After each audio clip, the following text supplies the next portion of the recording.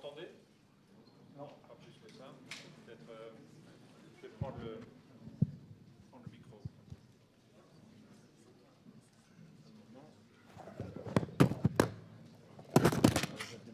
Ouais, c'est ça. Bon, ce n'est pas grave. Bonjour à tous, merci aux organisateurs du Café Numérique pour l'invitation. Alors, je ne vais pas vous parler de la technologie du blockchain. Je vais peu vous parler du Bitcoin en tant que crypto-monnaie. Je vais plutôt, si vous le permettez, en guise d'introduction, vous faire part de quelques considérations qui me trottent dans la tête depuis un certain temps par rapport à quelque chose qui, à mon avis, vous motive tous, ou en tout cas la plupart d'entre vous, c'est-à-dire ceux d'entre vous qui avaient investi dans le Bitcoin, à savoir combien vaut-il ? Combien peut-il valoir ? Et jusqu'où ira-t-il ? Je ne vais pas faire de prospective, évidemment, pour vous dire que ça vaudra peut-être un jour un Bitcoin à 25 000 $ ou à 30 000 $, mais je vais essayer, dans mon introduction, de vous donner quelques éléments qui, à mon avis, méritent réflexion par rapport à ce que pourrait éventuellement valoir un Bitcoin. Pour commencer, je voudrais dresser un parallèle. Je ne suis pas économiste, je suis un prof de gestion, mais j'ai un certain âge. Et donc, j'ai vu un certain nombre de choses. Certains d'entre vous ont déjà eu maille à partir avec la bulle .com qui a enflé en 98, 99, 2000 et puis qui a explosé en 3 ans jusqu'au 12 mars 2003. Mais ceux d'entre vous qui êtes encore plus âgés, vous connaissez peut-être la Tulip Mania. C'est la première bulle spéculative véritablement documentée dans l'histoire, pour laquelle on a des séries de prix et qui a en fait enflé de 1634 à 1637. L'histoire est très simple.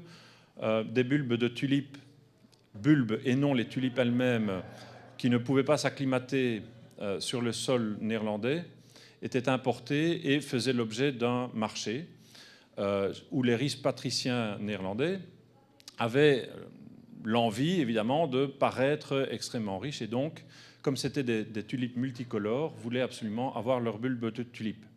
Non seulement un marché au comptant, donc un marché d'échange de la bulbe de tulipe s'est développé, mais un marché à terme a fini par se développer, dans ce sens qu'on pouvait acheter ou vendre sans disposer de l'argent nécessaire pour payer immédiatement.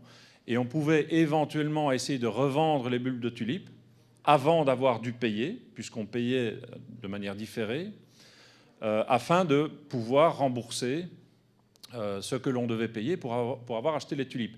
C'est une structure pyramidale, c'est-à-dire qu'elle marche très bien si le prix continue de monter. Donc si j'achète à terme à un prix de 1000 et si je parviens à le revendre à terme toujours sans avoir le bulbe de tulipe à 1500, bien j'ai gagné 500 et je n'ai rien dû payer. C'est une époque qui a été très bien documentée parce qu'on a des séries de prix qui ont pu être reconstruites.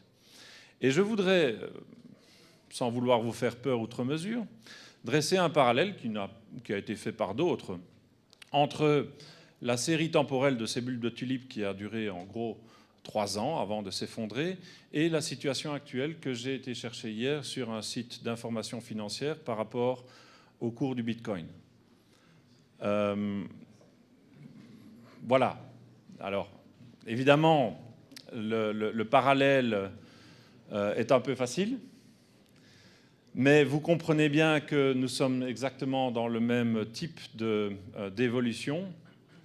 Et ce qui présente la plus grosse difficulté aujourd'hui, c'est de justifier la raison pour laquelle autant de personnes se sont intéressées au Bitcoin, autant de personnes en ont acheté, autant de personnes font du trading en Bitcoin, alors que, je dois vous rappeler un principe fondamental, le Bitcoin est une monnaie, mais c'est une monnaie qui n'est pas émise par une banque centrale. Alors pourquoi est-ce que c'est si important ? Parce que pour justifier une hausse telle que celle-là, il faut que quelque part on identifie un vecteur par lequel le Bitcoin a une valeur. Le Bitcoin a un prix, c'est facile. Il suffit de voir à quel montant, à quel prix il y a un équilibre entre l'offre et la demande sur le Bitcoin. Donc, qu'il y ait un prix à tout moment n'est pas une surprise. Il suffit simplement que les offreurs et les demandeurs de Bitcoin se rencontrent. Que le Bitcoin est une valeur est une notion qui est beaucoup plus compliquée. Pourquoi? Mais parce que c'est une notion qui a été créée de toutes pièces, avec une offre limitée. Je crois qu'il y a 21 millions de Bitcoin au total qui seront un jour en circulation. Et cette offre ne correspond pas à un actif tangible réel qui se trouve derrière. Donc c'est simplement un élément qui a été mis sur le marché en disant « faites-en ce que vous voulez, vous pouvez vous l'échanger, mais sachez qu'il n'y a rien derrière ». C'est un peu court parce que ça ne justifierait pas le fait que le Bitcoin, de toute façon, a connu une valeur qui est différente de zéro depuis sa création. Alors, pour continuer sur cette notion, je voudrais évoquer avec vous la différence entre une crypto-monnaie et une monnaie légale. C'est une notion qui est assez compliquée parce que on a toujours tendance à se dire qu'une monnaie n'a de valeur, un billet de banque que vous avez en poche n'a de valeur parce qu'il y a une contrepartie physique quelque part qui vaut quelque chose. En fait, c'était le cas jusqu'à l'abandon de l'étalon or. Avant, 1 euro valait 1 euro parce qu'il y avait une quantité d'or équivalente à 1 euro qui était stockée en contrepartie de cet euro qui était en circulation. En réalité, ce n'est plus le cas maintenant. Par contre, pourquoi est-ce qu'un euro a de la valeur? Pourquoi est-ce que vous avez la possibilité d'utiliser 1 euro? Parce que tout commerçant qui vend quelque chose dans notre pays, qui doit déposer ses comptes à la Banque nationale, tout commerçant est obligé d'accepter votre euro en paiement. Donc il est obligé, s'il veut vendre quelque chose, de le coter, de représenter un prix dans une devise légale. Et il y a plus, une devise légale est très importante et a une valeur parce que vous pouvez payer vos impôts dans une devise légale, dans une monnaie légale. Vous ne pouvez pas payer vos impôts en Bitcoin parce que l'État ne les acceptera pas. Vous pouvez payer vos impôts en euros parce que l'État doit l'accepter. C'est comme ça que la devise a été créée et c'est pour ça qu'elle est en circulation. Or, si on peut considérer que l'euro a de la valeur, c'est parce que non seulement il doit être accepté par les États, non seulement il fait l'objet d'une émission par une banque centrale reconnue qui appartient au réseau des banques centrales sous l'égide de la Banque des règlements internationaux, mais en plus, les valeurs des devises peuvent s'évaluer les unes par rapport aux autres parce qu'on peut comparer non seulement les réserves qu'ont les banques centrales des autres devises, mais également les biens et services qui sont produits dans les pays où la devise légale a cours, en Europe, dans la zone euro, en Belgique, en France, en Allemagne, etc. On peut savoir quelle est la contrepartie de la quantité de monnaie qui est en circulation par rapport aux biens et services physiques. Et on peut simplement évaluer le taux de change d'une monnaie par rapport à l'autre en évaluant quelle est la force, quelle est l'importance des biens et services produits dans la zone euro par rapport à la zone US, par exemple. Ça, c'est la théorie. Et c'est pour ça que l'euro a une valeur. C'est pour ça, d'ailleurs, que vous ne vous posez pas la question de savoir si l'euro a une valeur.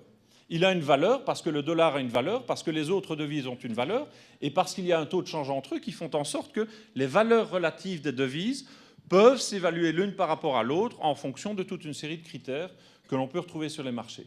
On peut spéculer à la hausse, à la baisse sur une devise si on pense qu'une économie est en difficulté ou pas. Donc on a une compensation entre la valeur d'une devise et un bien et service physique. Qu'est-ce qui donne de la valeur à la crypto-monnaie? J'ai beau me poser la question, si je veux un parallèle, si je veux dresser un parallèle entre une crypto-devise et une devise légale, j'ai très difficile de trouver quelque chose qui peut dire cette devise a de la valeur. Le Bitcoin, si on prend le parallèle avec une devise légale, n'a aucune valeur. C'est le credo des banques centrales. Je ne suis pas banquier central, mais je comprends bien cette logique. Alors, je vais ici m'aventurer dans un terrain un peu inconnu parce que je vais vous donner quelques considérations qui pourraient justifier l'éventualité que le Bitcoin ait de la valeur. Et c'est ce que la plupart d'entre vous cherchent si vous êtes long en Bitcoin, c'est-à-dire si vous avez une position positive en Bitcoin, si vous n'êtes pas un vendeur net, mais si vous êtes acheteur net, ce que beaucoup d'individus aujourd'hui sont dans leur logique d'investissement spéculatif. Alors, la première approche qu'on peut imaginer, c'est que ce serait un actif de réserve. Pourquoi est-ce que l'or a de la valeur? C'est une bonne question. Parce que si on doit se référer à la valeur de l'or en tant que matière première des bijoux ou en tant que matière première pour un certain nombre d'éléments techniques, ça ne justifie pas le prix de l'or. L'or se justifie, la valeur de l'or se justifie par un certain nombre de propriétés, dont la première est la rareté. L'or est rare. Tiens, le Bitcoin est rare aussi, parce que son offre, la quantité en circulation, est nécessairement limitée. Le Bitcoin est transférable. C'est très facile, effectivement, de faire une transaction en Bitcoin grâce aux plateformes d'échange qui sont à disposition. L'or est également transférable, il peut être vendu assez facilement, et on peut avoir de l'or papier, c'est-à-dire des certificats qui représentent une certaine quantité d'or. La fongibilité, c'est-à-dire la possibilité de se dire qu'il y a beaucoup de Bitcoin qui se ressemblent, beaucoup d'or qui se ressemblent, n'est pas un problème non plus. La divisibilité non plus, le Bitcoin peut se diviser jusqu'à un montant très faible. La sécurité physique du Bitcoin est supérieure à celle de l'or. C'est intéressant. Effectivement, il faut que vous soyez bien protégé au niveau de votre coffre-fort virtuel qui contient vos Bitcoins, mais il est plus facile de dérober une quantité d'or parce qu'elle existe physiquement et il faut la mettre quelque part dans un coffre, que de dérober du Bitcoin si celui-ci est correctement protégé. Quand je parle de stabilité, évidemment, je parle de stabilité des prix, des cours. On a longtemps considéré que l'or était une valeur refuge parce que le prix de l'or ne bougeait pas. Ce n'est plus le cas aujourd'hui. Le prix de l'or fluctue. Si vous regardez les cours de l'or au jour le jour, vous apercevrez que c'est devenu un actif spéculatif comme un autre qui a d'ailleurs une assez forte volatilité. Mais évidemment, le Bitcoin, on parle d'une zone pratiquement encore inexplorée. Très peu de devises bougent autant que le Bitcoin. Une variation de plus ou moins 10% par jour, ce qui est le cas ces jours-ci, est quelque chose qui ne se voit nulle part dans tous les actifs financiers qui sont traités généralement sur les marchés. Donc, la stabilité du cours est quelque chose qui est beaucoup plus à l'avantage que l'or que du Bitcoin, mais ce n'est pas ça qui fera en sorte qu'on ait un parallèle entre le Bitcoin et l'or. La durabilité, l'or existe depuis toujours, le Bitcoin a nécessairement une existence éphémère. Le dernier Bitcoin s'évaporera un jour. C'est inscrit dans la charte de création du Bitcoin. Et la consommabilité du Bitcoin, elle est nulle. Le Bitcoin n'a pas de contrepartie physique. L'or peut avoir un certain nombre d'usages qui justifient une valeur économique directe. Mais ce qui est le plus important, c'est le problème de la sécurité financière de l'or ou du Bitcoin. Pourquoi est-ce que l'or est considéré comme ayant une valeur relativement importante à travers les âges? Parce que c'est l'actif dont on sait, dont on a pu vérifier qu'il a été résistant à des crises financières majeures. Effectivement, l'or en tant que valeur refuge se justifie parce que même si sa valeur intrinsèque dans les biens et services qui sont fournis dans la communauté, dans la société, la valeur de l'or est finalement relativement faible, même si c'est le cas, on sait parce qu'on a eu l'expérience que l'or, c'est la valeur sur laquelle on a pu compter lorsqu'on a eu une crise grave, en 1929, en 1987, en 2000. Le problème que j'ai par rapport à ça, c'est que pour le Bitcoin, je n'en sais rien, parce que le Bitcoin n'a jamais traversé aucune crise.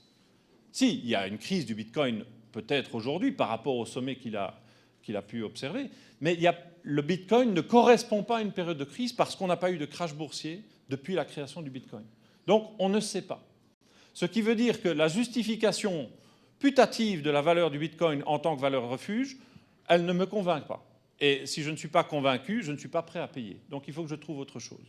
Alors je vais vous donner 3 éléments qui sont peut-être un peu aventureux, mais qui pourraient justifier à mes yeux pourquoi le Bitcoin pourrait valoir quelque chose. La première, c'est l'économie illégale. C'est bête, mais vous savez très bien que si vous êtes fait hacker dans votre société, chez vous, d'une manière ou d'une autre, par quelqu'un qui a verrouillé votre ordinateur, la rançon sera en crypto-devise, généralement en Bitcoin. On peut très bien imaginer, imaginons que je sois un parrain de la mafia d'un pays pas d'ici, et j'ai extrait une rançon d'une manière ou d'une autre. Je l'ai extraite en euros ou je l'ai extraite en bitcoin.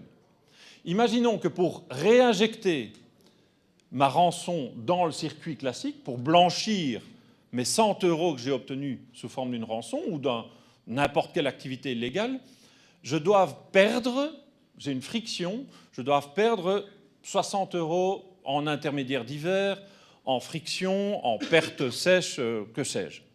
Donc mes 100 € de rançon se convertissent en 40 € en valeur réelle que je peux consommer, que je peux utiliser parce que c'est blanchi. J'ai perdu 60 € en chemin. Imaginons que si j'ai 100 € en bitcoin, je puisse effectivement les convertir beaucoup plus rapidement, beaucoup plus facilement en euros, donc les blanchir dans une économie souterraine que je ne peux le faire en euros. Ce qui est, semble-t-il, le cas avec le bitcoin parce que c'est une monnaie qui, si elle est traçable, a la propriété de faire en sorte que son détenteur peut ne pas être retracé. Donc je peux effectivement le faire. Mais ça veut dire qu'il y a une catégorie de la population, peut-être pas la meilleure, mais il y a une catégorie de la population qui a un intérêt à ce que le bitcoin existe et qui a un intérêt à ce que le bitcoin ait une certaine valeur, donc qui va soutenir cette valeur. C'est une valorisation indirecte du bitcoin.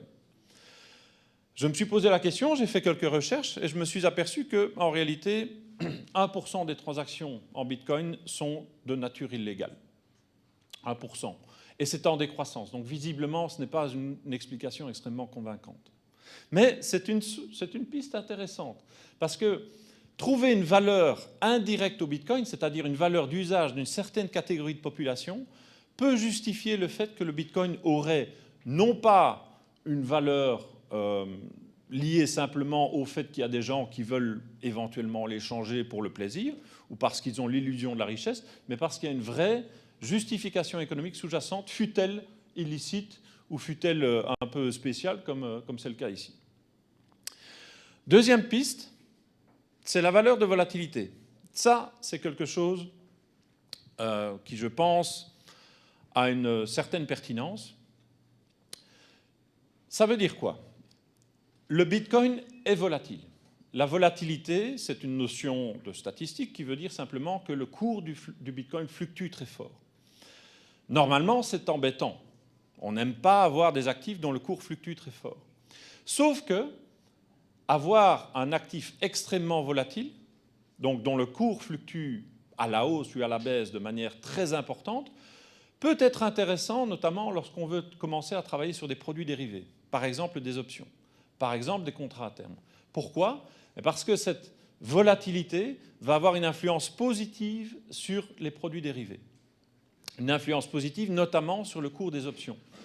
C'est assez facile à imaginer. Quand vous achetez une option, quand vous avez une option sur quelque chose, ça veut dire que vous pouvez l'acheter à un certain prix, mais vous n'êtes pas obligé de le faire. Si le sous-jacent de l'option, si l'actif sur lequel l'option a été créée fluctue très fort, comme vous n'êtes pas obligé de l'acheter s'il a baissé, les fluctuations à la baisse ne vous intéressent pas, mais si par contre les fluctuations à la hausse peuvent être très importantes, ça peut vous intéresser très fort. Et il se fait que Richard Thaler a reçu le prix Nobel d'économie parce qu'il a notamment mis en exergue un phénomène qui nous caractérise assez fort, c'est le phénomène de préférence pour les gains par rapport aux pertes. Il y a beaucoup de gens qui achètent des billets de loterie. Est-ce que certains d'entre vous ont déjà acheté un billet de loto? Vous pouvez lever la main? L'euro-million. Qui a déjà joué à l'euro-million le mois dernier? Est-ce que vous savez que votre espérance de gain est négative? Oui. Vous savez qu'en moyenne, si vous jouez systématiquement tout votre argent à l'euro-million, vous perdrez de l'argent. Et pourtant, vous le faites. En tout cas, certains d'entre vous le font. Pourquoi? Parce que la satisfaction que vous auriez d'être le grand gagnant de l'euro-million l'emporte sur la petite dissatisfaction, la petite insatisfaction que vous avez quand vous perdez régulièrement le montant que vous avez parié. Eh bien, avec les actifs financiers, c'est la même chose. Et l'une des principales justifications pour l'investissement en Bitcoin, c'est exactement celle-là. C'est se dire, je vais tenter, je connais plusieurs personnes qui ont un portefeuille de Bitcoin, je vais mettre un montant qui me paraît raisonnable. Si je le perds, ce n'est pas grave. Et je ne comprends pas pourquoi le cours du Bitcoin devrait monter ou baisser, mais je sais que le cours du Bitcoin fluctue. Et donc, je vais me dire, si je perds, ce n'est pas grave, mais si je gagne, le potentiel est à la limite illimité. Donc, si j'ai acheté mon Bitcoin à 100 € et qu'aujourd'hui il vaut 11 000 $, c'est clair que j'ai gagné 110 fois ma mise, donc j'ai un peu gagné à l'euro-million. Et c'est une perspective qui est tout à fait légitime. On l'a vérifié. Depuis que le premier contrat à terme a été coté par le Chicago Board of Options Exchange le 1er janvier, une étude de la commission des contrats à terme américaine a regardé quelles étaient les positions qui étaient ouvertes par les différents acteurs économiques américains sur ces contrats à terme. Et ce qu'on voit, c'est que les grands traders, c'est-à-dire les grands investisseurs institutionnels, sont courts. Ça veut dire qu'ils prennent des positions à la baisse. Donc, ils prennent des contrats à terme à la vente. Ils s'engagent à vendre du Bitcoin plus tard. Et ils gagnent de l'argent si le Bitcoin baisse. Pour qu'il y ait des gens qui ont une position courte, il faut qu'il y ait des gens qui ont une position longue, c'est-à-dire une position inverse. Je ne veux pas vous donner un cours de finance, mais c'est à peu près ça qui se passe. C'est-à-dire des gens qui sont à la hausse, qui spéculent sur la hausse du cours. Et qui sont ces gens qui spéculent à la hausse? Ce sont des gens qui ont des petites positions unitaires. Donc des gens comme vous et moi. Sur le marché du Bitcoin, les professionnels sont à la baisse, les amateurs sont à la hausse. Et ça, c'est symptomatique de la valeur du Bitcoin qui est associée à un billet d'euro-million. Un billet d'euro-million a une valeur négative, puisque le prix que vous allez payer est inférieur à la valeur qu'il a. Donc, c'est une justification qui est la principale avancée par les économistes et qui est vraisemblablement correcte. Mais je voudrais bien aller plus loin, je vais terminer là-dessus. La troisième piste. Alors là, c'est une piste qui paraît absurde, mais qui semble avoir du sens. La piste, c'est la piste du coût énergétique. Je ne sais pas si vous savez, mais un Bitcoin n'est pas gratuit. Traiter un Bitcoin demande une débauche d'énergie en matière électrique qui est extrêmement importante parce que ça demande de la puissance de calcul d'un ensemble d'ordinateurs connectés. Le coût d'une mining d'une transaction en 2017, maintenant ça a sans doute diminué, c'est 18 jours. Un Bitcoin échangé coûte 18 jours de consommation d'électricité d'un ménage. La consommation d'électricité annuelle du Bitcoin est supérieure à celle du Nicaragua. Et si vous voulez un pays européen, supérieure à celle de l'Irlande. D'accord ? Donc, il y a plus d'électricité consommée pour échanger des bitcoins que d'électricité consommée par l'ensemble de la population irlandaise. OK ?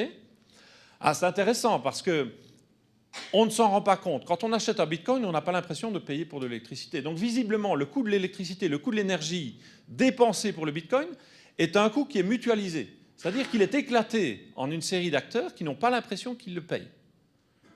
Par contre, le gain, ce sont les producteurs d'électricité qui vendent leur électricité. Donc, quelque part, si je marge sur l'électricité que je produis, plus il y a de bitcoins qui sont échangés, plus je gagne de l'argent. Donc, visiblement, il y a quelqu'un, quelque part, qui a intérêt à ce qu'on échange des bitcoins. Donc, qui a intérêt à soutenir l'échange des bitcoins, donc qui a intérêt à ce que le bitcoin ne vale pas rien. Pour ces producteurs d'électricité, le bitcoin vaut de l'argent.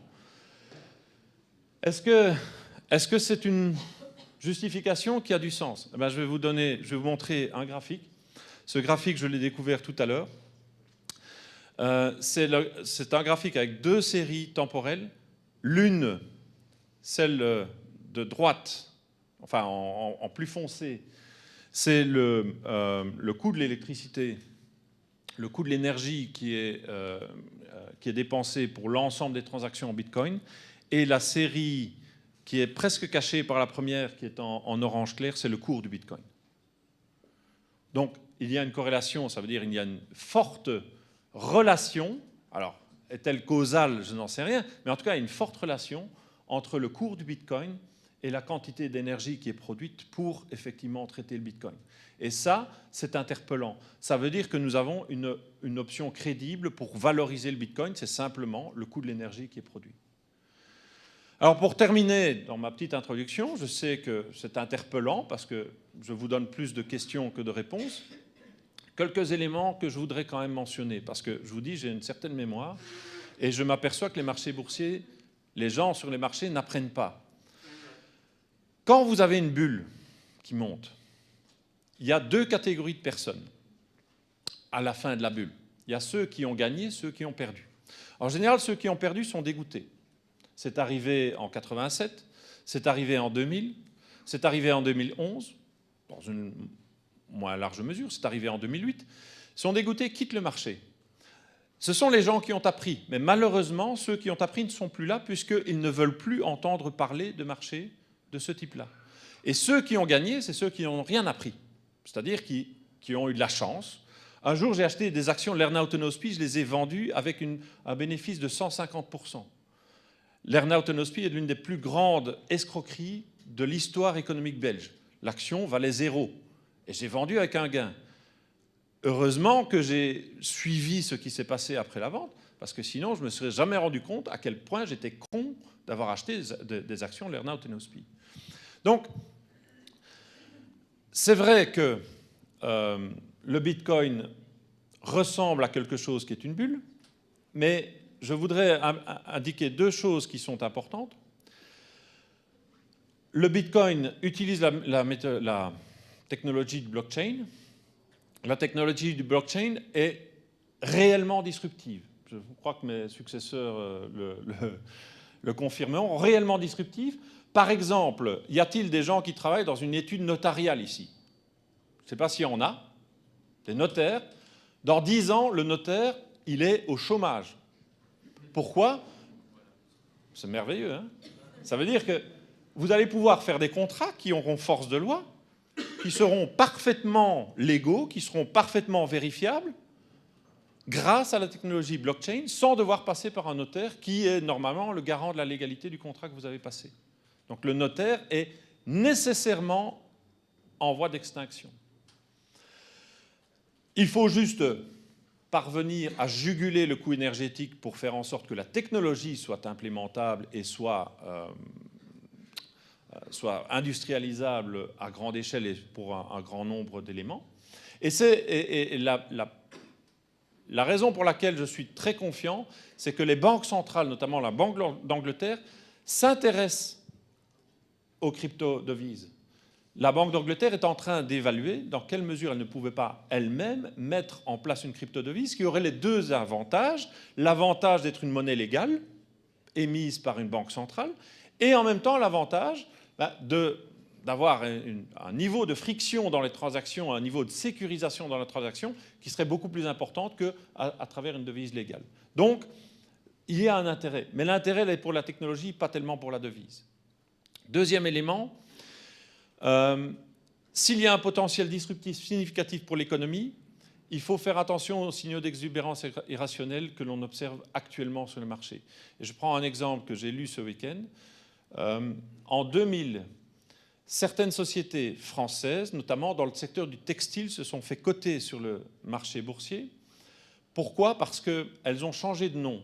Donc imaginez que vous produisez des vêtements et vous les vendez dans des magasins. Vous continuez à produire des vêtements et vous continuez à les vendre dans des magasins, mais au lieu de vous appeler le textile français, vous appelez textile.com. Et grâce au fait que vous avez changé de nom, vous avez une prime qui vous permet d'être coté. Les investisseurs ne regardent même plus ce que vous faites. Du moment qu'il y a .com, vous êtes coté. C'est exactement ce qui est en train de se passer maintenant pour la technologie blockchain. Donc, un certain nombre de sociétés qui n'ont rien à voir avec le blockchain changent leur nom et ces sociétés cotées ont une prime de 20%. Ce qui veut dire que visiblement les investisseurs ne sont pas conscients de ce qu'ils sont en train de faire. Donc là, c'est une source de crainte. Pour terminer, et pour être provocateur, c'est volontaire, n'oublions pas l'histoire, ce graphique superpose la bulle de la tulipe avec le cours du blockchain, du Bitcoin jusqu'à jusqu'au 17 janvier dernier. Et ceux qui ont la possibilité de voir le bas du graphique, ça se termine à 0. D'accord ? Donc voilà, c'est un peu mon mot de la fin. Merci Georges.